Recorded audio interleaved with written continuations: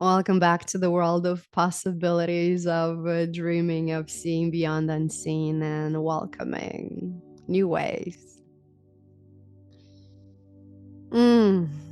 As I'm um, as I'm connecting with you, what's coming through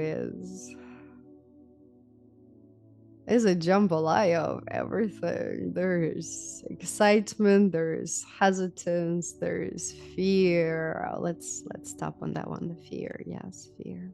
Mm. That is our biggest block as humans is fear. Let's unpack that. What is fear, right? Fear is our ability to use our imagination for a possibility of restriction, of pain, of loss. If we had used our imagination like children do and see all the entire plethora of possibility, right? Children, they're like, I'm a president and I'm this and I'm that, right? There are no limits. Right? How many times as an adult have you said I'm a president? Like, can't even fathom such thing. So let's expand that ability, the possibilities of dreaming big. And when we dream big and when we expand into what we want, and that's how children visualize, right? They envision what they want. It's fun. Whatever they imagine is like they all have is a stick in their hand and maybe one has a rock. But what they imagine that those things are, it's like magical. You watch them and it's like you see this whole castle and this whole experience.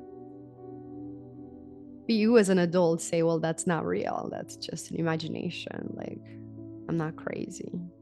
Okay, so there you go. We call our children crazy because they use their imagination the right way. We call them crazy. So you can't imagine, it's not real. Yet,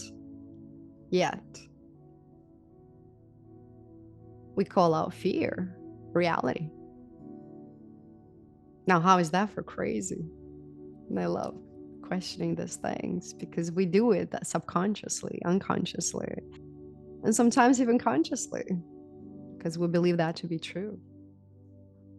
Fearing that or believing the possibility of something going wrong, you are using your imagination for something that you believe to be real, for something to go wrong. And let's unpack even deeper ways that possibility coming from.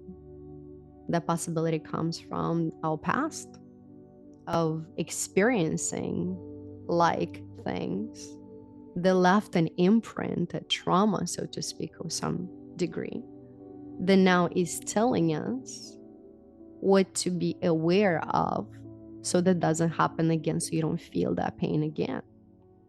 But this entire time, you are still vibrating that pain level. Are you with me so far? Now, as a child, coming into this world and now learning, we're not remembering yet all that pain. I mean, we still have a lot in our DNA, but that's different kind of pain. We're talking about ego pain. So like we're in first level here. So the ego pain that we learn in this lifetime from our trauma and things that we experienced, a child vibrates much higher. They're like, okay, let's imagine things. When they imagine things, because they don't have a lot of pain to look back at, even if they cry because the milk wasn't there where they fell on the floor, like that was shortly forgotten and they went back to playing, right? They haven't learned the routine of holding on to that pain. That's the magic of the ego. Like it makes us remember it. God forbid you do that again and get yourself hurt.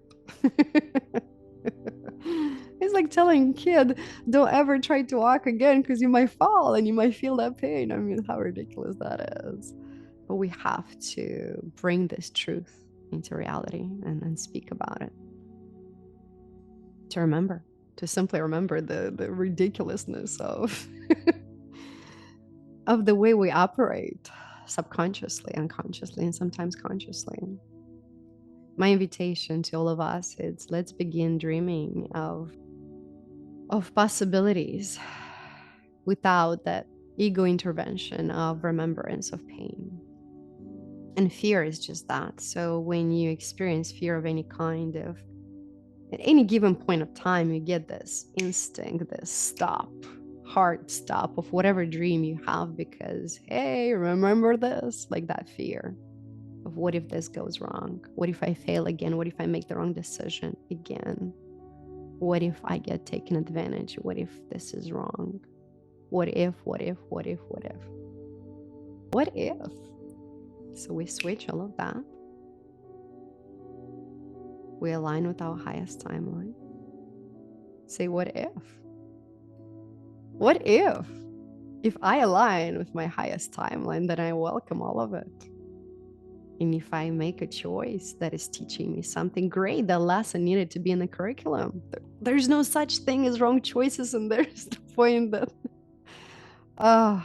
every choice will lead us to a lesson, a win, an understanding, a recovery, or remembrance that are part of ourselves. So my invitation to you is to begin trusting.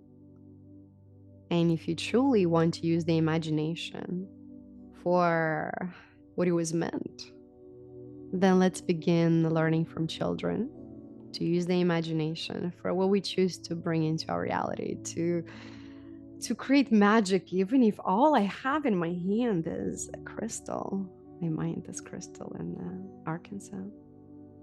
If all I have in my hand is a crystal, but yet I can use my imagination to travel the world with, to make this into a crystal spaceship, I don't know, whatever, right? Be a child, to use this as a wand to bring magic into my life. And I know a lot of that sounds like craziness to the logical mind, and it should.